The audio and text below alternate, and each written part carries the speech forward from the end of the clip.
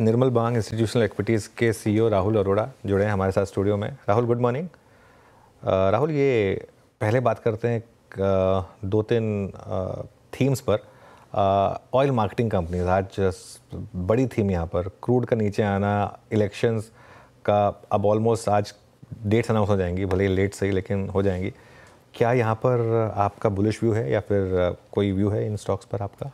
Good morning Anuj, thank you for having me on the show. और इस पूरे festive season की आपको, आपकी टीम को और आपके परिवार को शुभकामनाएं। आपको भी थैंक यू। तो अनुज, ये एक बहुत दिलचस्प सेक्टर रहा है काफ़ी सालों से, क्योंकि इनकी जो डिविडेंड यील्ड और फ्री कैश फ्लो यील्ड होती है, इनके पी से ज़्यादा होती है। बहुत ऐसा मार्केट में देखने को मिलता नहीं है। एंड अगर ऐसी स्थिति होती है तो the stocks should actually land up being multi baggers. But एक जैसे आपने इलेक्शन की बात की, because there is always some overhang of regulation, तो कुछ ना कुछ इसमें रहता है। हमारा टिल्ट इस वक्त अनुज, अगर आप ऑयल एंड गैस देखें तो जो मर्ज्ड एंटिटी है गुजरात गैस की, GSPL की, हमारा रुझान थोड़ा उधर ज़्यादा होगा। हम वहाँ पे अगर आप देखें तो करीबन 20% की अर्निंग्स ग्रोथ देख रहे हैं अगले 2 साल में। इनका price to earnings I think 17-18 time पे है, तो आई थिंक वहाँ पे थोड़ा कंफर्ट लेवल ऑनेस्टली थोड़ा ज़्यादा है। क्रूड बहुत वॉलेटाइल है अनुज। आई थिंक ऑलमोस्ट 78 था, फिर गिर के 65 हो गया, अब वापस 74-75 हुआ है।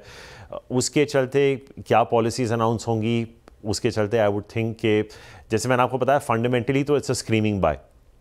लेकिन अगर मुझे पैसा डालना है, I be slightly more comfortable with gas companies, because वहाँ तक काफ़ी हद तक पॉलिसी ओवरहैंग निकल चुका है। जो गैस प्राइसिंग की बात करें, जो ओपन आर्किटेक्चर की बात होती है, तो अब यही है कि कौन कैपेक्स कर रहा है, किसकी जो पाइपलाइन कंपनीज हैं, जो गैस सप्लायर्स हैं, ईवी तक की काफ़ी हद बात थोड़ी स्टेबलाइज हो गई है। तो आई थिंक अगर मैं आपको एक स्टॉक की बात करूँगा पूरे ऑयल एंड गैस में, तो मैं ये मर्ज एंटिटी की बात करूँगा। अभी स्टैंड अलोन नंबर्स पे हैं, हम प्रोफोमा कंसोलिडेटेड पे काम कर रहे हैं, but that would be our topic at this point in time. अगर आज जो आप इसमें उछाल देख रहे हैं, I think it's purely a value play Anuj. I think ये मार्केट में वैल्यू, जैसे डॉन का फेमस डायलॉग था ना, ढूंढना मुश्किल ही नामुमकिन बना जा रहा है।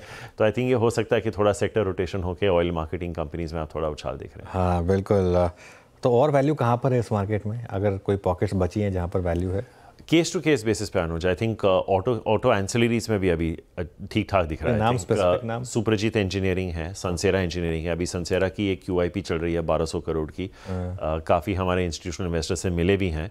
आई थिंक दोनों कंपनियां 20 टाइम के आसपास आ रही हैं। दोनों की जो ROC है वो 18-20% की है, और आपको 18-20% का ग्रोथ मिल जाएगा। तो I think Anuj, we are liking players that are proxies to either passenger vehicles और टू व्हीलर्स, क्योंकि CV का एक तरह से टॉप लग रहा है। अगर आप नंबर्स भी देखें और कमेंट्री भी देखें तो टू व्हीलर्स इस वक्त सबसे बेहतर लग रहे हैं। अब आप कह सकते हैं कि एक इलेक्शन का इम्पैक्ट था, कुछ पैसे रूरल इंडिया को मिल गए थे, तो Q2 में एक थोड़ा शायद एक्स्ट्रा इम्पैक्ट आ गया हो, बट आइशर में भी ये देखने को मिल रहा है। सो आई थिंक अगर हम वैल्यू की बात करें तो ऑटो कॉम्प में सनसेरा और सुप्रजीत 2 नाम हैं। केमिकल्स में आई थिंक अनुज, नवीन फ्लोरीन में काफ़ी हद तक एक करेक्शन आ चुका है।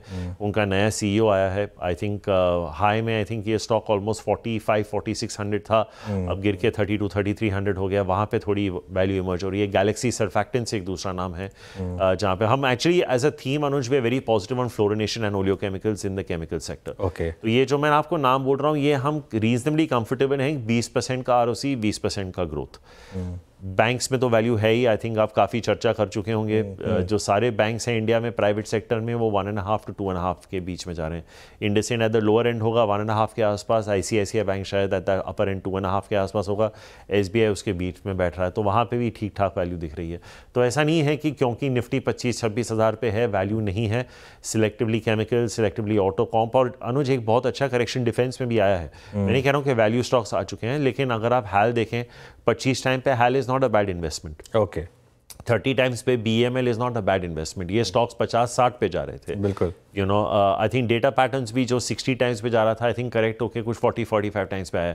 तो you can start looking at some of these names. तो ऐसा नहीं है, जैसे मैं कह रहा था कि आप हेडलाइन देखेंगे तो 25-26 हज़ार दिखेगा, लेकिन कुछ सेक्टर्स में और स्टॉक्स में डेफिनेटली करेक्शन आई है, जहाँ पे इंटरेस्ट हम इंस्टीट्यूशनल इन्वेस्टर इंटरेस्ट देख रहे हैं। हैल और BEL एक बार दोनों स्टॉक्स में दिखा दीजिए, वो भी राहुल की पसंद में है।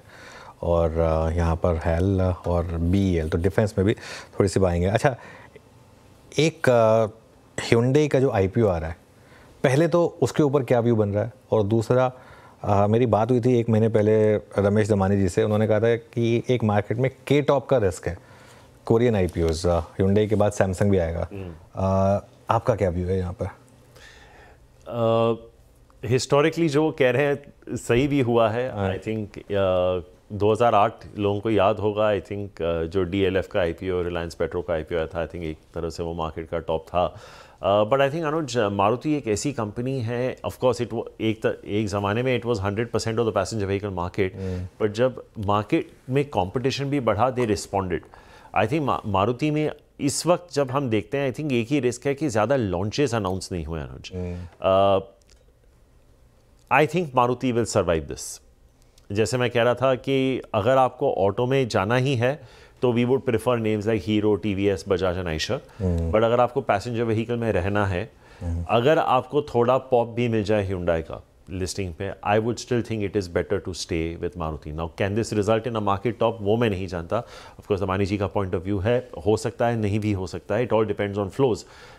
बट अगर आप मुझे मारुति वर्सेस Hyundai जो हमने नंबर्स देखे हैं, I would be a buyer in Maruti Anuj. I think आज भी हम 15-18% का ग्रोथ देख रहे हैं मारुति के EBITDA में, उस बेस पे प्रूवन ट्रैक रिकॉर्ड है। सो आई डोंट सी, और वैल्यूएशन इतने डिमांडिंग नहीं है अनुज। आई थिंक मारुति के my only like I said concern, और हमारे एक कॉमन मित्र हैं हुरमा सौराब जी, मेरी उनसे बात होती रहती है time to time. I think वो एक ही चीज़ है कि ज़्यादा लॉन्चेस अनाउंस नहीं हुए, लेकिन आई डोंट थिंक ऐसी कोई दिक्कत आएगी मारुति में, मुझे नहीं लगता। I think between the two we would prefer Maruti. हॉर्मस की बात की आपने सिर्फ सेंस, तो ओला पे कोई व्यू है आपका? ओला ट्रैक नहीं किया अनुज। आई थिंक एक तरफ से थोड़ा मैडनेस रीसेट हुआ है, बट ये मैडनेस टाइम टू टाइम रहेगा। मैं अभी किसी से चर्चा कर रहा था, आप प्राइवेट मार्केट में रिसेंटली स्विगी के CCPS 350 पे मिल रहे थे, ग्रे मार्केट लिस्टिंग प्रीमियम 550 का बता रहा था। तो NSE में भी काफ़ी हद तक आपने देखा होगा, उसके चलते हुए BSE में एक हफ्ते में काफ़ी उछाल आई थी, ऑलमोस्ट 30-40% BSE का भी स्टॉक चढ़ा था। तो प्राइवेट मार्केट तो समझ में नहीं आता Anuj, to be very honest. I think ये ओला में रीसेट ज़रूर आया है, but officially we don't have a view. But like I said, अगर आपको ऑटो में रहना ही है, देखिए अनुज, पेटीएम, नायका, पॉलिसी वाला, ये सारे इस फेज से गुजर चुके हैं, लिस्ट हुए हैं, मल्टीवैगर बन के, फिर उनका तिहाई हुआ है, आधे हुए हैं, तिहाई हुआ। Let it stand the test. I think Ola at a price will be a good buy. I think मेरे हिसाब से if you getting Ola at around 70-75, जैसे हमारी जोमेटो पे बात हुई थी, around 50, I think if you get Ola at around 70-75, I'd certainly be a buyer. But I think at about 95 or thereabouts, I think we can still wait for a better entry price. बिल्कुल। वीरो?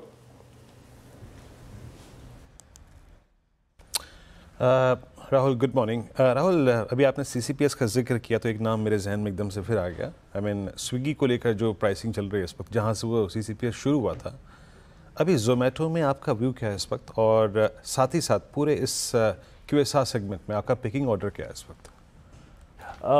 Actually हमने अभी recently काफ़ी channel checks किए हैं QSR में, multiple शहरों में जाके हमारे एनालिस्ट ने ऑन द ग्राउंड फीडबैक ली है। एक्चुअली जो फीडबैक मिला है, September was better than August and August was better than July. तो I think progressively month on month improvement तो हमें दिख रहा है, एंड आई थिंक वो आंकड़ों में भी शायद नज़र आ जाएंगे। आपको बेस इफेक्ट देखना पड़ेगा। जो मेरा पसंदीदा स्टॉक रहा है वेस्ट लाइफ, उसका ये quarter negative same store sales growth आएगा, क्योंकि बेस क्वार्टर बहुत स्ट्रॉन्ग था। आई थिंक ऑलमोस्ट +14% का सेम स्टोर सेल्स ग्रोथ था। लेकिन I don't think we are in a euphoric environment as far as QSRs are concerned. I think उसके लिए थोड़ा एक आध दो क्वार्टर हम थोड़ा दूर हैं उससे।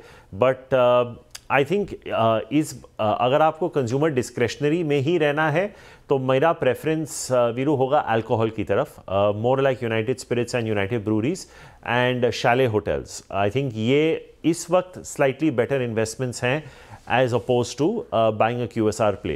If you're buying a QSR play for the next couple of quarters, I think there is a good chance you may make more money in names like Jubilant, Devyani and Sapphire as opposed to Westlife. But structurally, I think over a longer term, Westlife may do well. क्योंकि Westlife का मैं यही कैवेट दे रहा हूँ, उसका base बहुत strong है, तो ऑप्टिकली नंबर्स आपको नेगेटिव लगेंगे।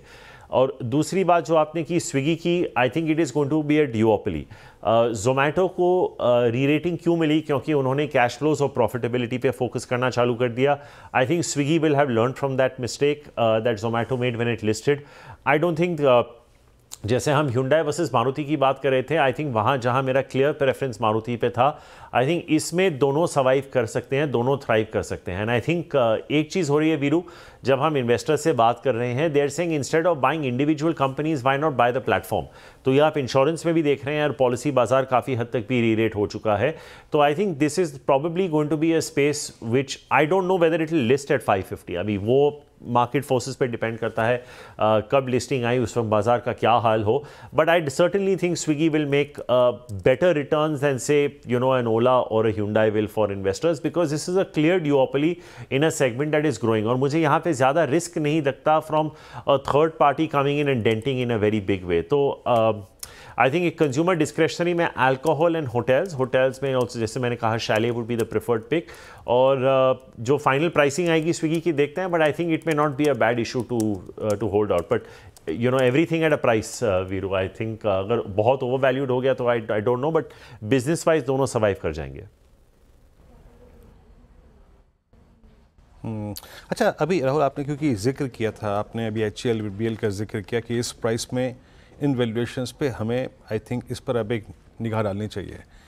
एक और PSUs, एक बास्केट ऐसा जिसमें PSUs की बहुत स्ट्रॉन्ग प्रेजेंस है। मैं थोड़ा सा पावर कंपनियों की बात कर रहा हूँ यहाँ पे, NTPC, REC, PFC, power grid. इस वक्त पावर स्पेस में आपका सिलेक्शन ऑर्डर क्या है इस वक्त, अगर इस प्राइस पे आपको PSUs अट्रैक्ट कर रही हैं तो वीरू ऐसा है कि as an investor you don't have to be invested in any of these spaces. I think जब आप पब्लिक सेक्टर की बात करते हैं, it's a very wide basket. आपने PFC REC की बात की, great companies, great ROEs, no question. But we would prefer a name like Housing Urban Development Corporation, HUDCO. I think we may be one of the only brokers on the street who track that stock. But 25% का growth लेके चल रहे हैं हम। प्रधानमंत्री ने आते ही अपना पहला ऑर्डर हाउसिंग का दोबारा साइन किया था। आई थिंक अगर आप HUDCO के ROEs देखें, ऑलमोस्ट 16-17% है। ROAs are about 2.5-3%. Price to book is about 2.5 times. Again, not a name that is discussed every day, but a very nice company. आप वो पूरा पब्लिक सेक्टर हाउसिंग भी play कर सकते हैं, PNB housing finance, Repco. I think उसमें काफ़ी interest हो सकता है। Not to say that we don't like this space, like I said it's a very, जो पावर यूटिलिटीज़ हैं इंडिया में, अगर आप पावर ग्रिड देखें, NTPC देखें, आपको पता है ये 15-20% की ROE कंपनीज़ हैं, आपको पता है ये क्या प्रोजेक्ट्स फाइनेंस होंगे, तो एक प्रिडिक्टेबिलिटी ऑफ अर्निंग्स हैं। And no, if you are holding PFC REC, certainly continue holding them, but I think if you are looking at PSU finance companies outside of banks, then I think ये कुछ नाम हैं, जैसे मैंने आप जिक्र किया, HUDCO, PNB हाउसिंग, रेपको, जहाँ पे मुझे लगता है कि काफ़ी इंटरेस्ट आ सकता है। और इनमें वैल्यू भी है वीरू। जैसे हम अनुज के साथ अभी चर्चा कर रहे थे, PNB housing finance is just about 1 time book, Repco will be about 0.7-0.8 times book. और HUDCO भी जब प्रधानमंत्री तीसरे टर्म पे आए थे, उस वक्त almost 3.5-4 times price to book चल रहा था। अब ऑलमोस्ट 2.4-2.5 के आसपास चल रहा है। तो एक वैल्यूएशन रीसेट वहाँ पे भी आया है। So these would be some of the ideas that we would recommend on the PSU financing side. Okay, चलिए, बहुत बहुत शुक्रिया राहुल आज हमारे साथ जुड़ने के लिए और इन सब टॉपिक से बात करने के लिए। आपको सीजन्स ग्रीटिंग्स, और ऑब्वियसली दिवाली पर एक बार फिर बात करेंगे। But thank you so much आज जुड़ने के लिए। Thank you very much. चलिए अब एक काम करते हैं,